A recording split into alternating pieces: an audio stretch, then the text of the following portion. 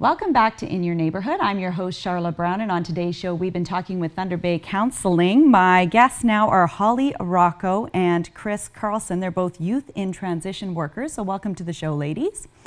So tell me a little bit about what the Youth in Transition Worker Program is and who does it serve? So the Youth in Transition Worker Program is a support and advocacy program for youth between the ages of 16 and 24 who at some time in their life have been involved with the child welfare system. Okay. And how long has the program been offered at Thunder Bay Counselling?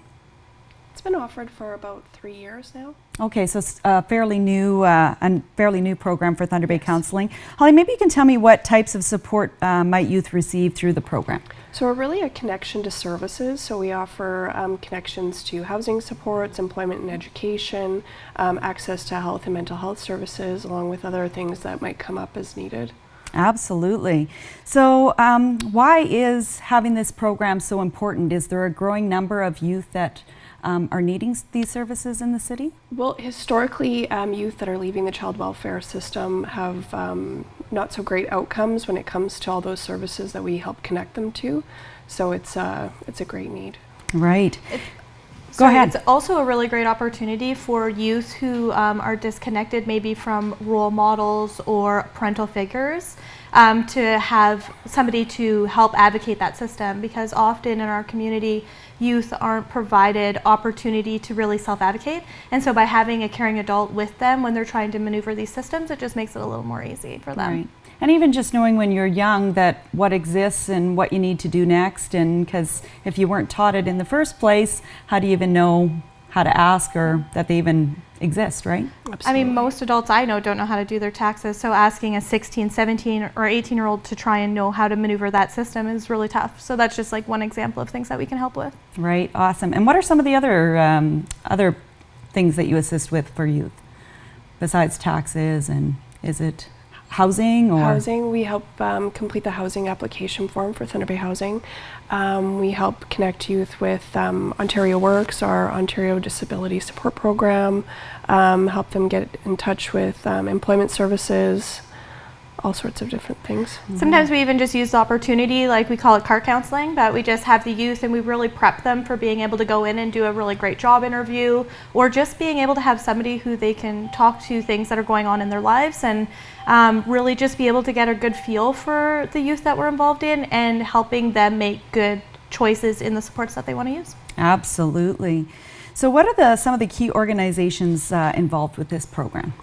So usually our referrals come from Delico or Thunder Bay CAS, but we work with all sorts of other programs and services in the community, all sorts of different organizations. We also accept referrals from other child protection agencies in the district. So if they have youth coming to Thunder Bay and are going to be staying here for the education, then we also accept that. And another major part of our referral system is self-referrals. So having youth be able to just give us a call. Absolutely. And what's the best way for them to get referred? If it's not through an organization, they can just show up, they can call and make an appointment? Absolutely. They can call themselves, a family or friend can call for them, and if they just call our main line, they can get in touch with us and go for coffee and see what's going on. Wonderful. We also have a Facebook page, we have LinkedIn, we have our own YouTube channel, Twitter. So we're a pretty versatile service. So the best way though is just to set up a time to come and have coffee with either Holly or myself, and let's just see what kind of services we can help meet them with. Right, and that's great that you're going that social media route, because that's where a lot of youth are, is they're engaged through social media, so a little easier way if somebody can connect through Facebook or those kind of things, right? Yeah. So let's talk about what's new in the program. So I'm what's new in the program right now. So this year, Thunder Bay Counselling was able to extend the Youth and Transition Worker Program by one extra position. And that came out of Thunder Bay being identified as one of the 6 major hubs in the province of Ontario for human trafficking. Wow.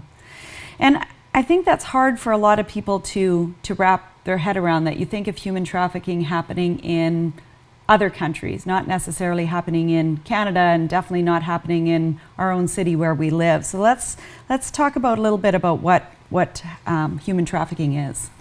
So I think you're right. I think people have a really movie so it's people who are coming from a different country into our country, and that's really not true at all. So what we're seeing is that the definition of human trafficking is when one person relocates, conceals, or recruits another person for their own financial gain. So they also will usually trade that person into either forced labor or to sexual exploitation.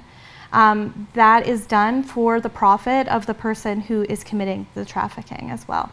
Right. So most people don't even know that that's what's happening to them. So it's kind of happens really organically. And our youth are especially vulnerable. Because that's where I would think that it would happen is you have youth that are lost, they're looking for help, and maybe it's turning to people who looks like they're helping them, but they're really exploiting them. Yeah, Absolutely. our youth are the most likely to be homeless. Oftentimes they're looking for security of a relationship, so they actually do become the targets for these people. And it's important to understand that traffickers are professional. So it makes it look like it's a very friendly and caring thing, but it can happen very easily with people not even realizing it's happening at the time. And it's actually something that's been in the news lately through Thunder Bay Police Services finding youth that's here from other cities and vice versa, youth that's been sent to other Canadian cities, that is becoming more and more prevalent. Absolutely. Yes. So how might someone become involved with human trafficking?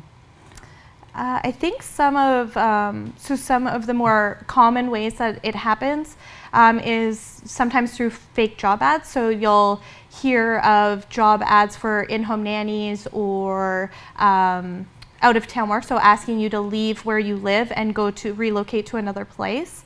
Oftentimes these relationships are built on the premise of a friendship or like a relationship, like a caring, loving relationship. So in the way of like being a boyfriend, girlfriend.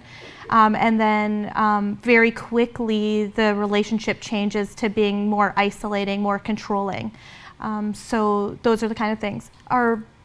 Oftentimes it will be where a youth becomes involved with somebody, and at first things are presented to them that it's going to be delivered free, and then within days or whatever, now they've accumulated debt with people, and so now they're forced into a situation where they need to pay back that debt, and so they either offer the youth opportunity to pay it back through labor or sometimes through sexual exploitation. Crazy, just crazy. I'm just curious as to if there's any costs involved with the services of the Youth in Transition Worker Program or anything that the youth can come and access through your services. So we're a free service provided from the Ministry of Children and Youth of Ontario, and they can come and access us. We can buy them a cup of coffee, or sometimes we provide food bags. We have a small food room at the center. Yeah. Wonderful. And is there anything that we've missed covering about the Youth and Transition Worker Program that you'd like to make sure that the public knows today? I think the biggest thing is that we just want to make sure that if at any time you're unsure if you're eligible for the program, to give us a call.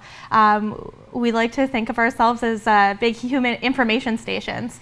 And so if there's something that you're struggling with, or if you think that there's something that you might just need some redirecting, it's very simple to use our program. It's not long-term and it's completely voluntary. So that's really important information for each of the youth that we work with to know. Fabulous. Well, I want to thank you, Holly and Kris, for being on the show today and telling us all about the Youth in Transition Worker Program and all the amazing work that you do over at Thunder Bay Counselling. We're going to be right back and talk more with Thunder Bay Counselling about the programs and services that they offer.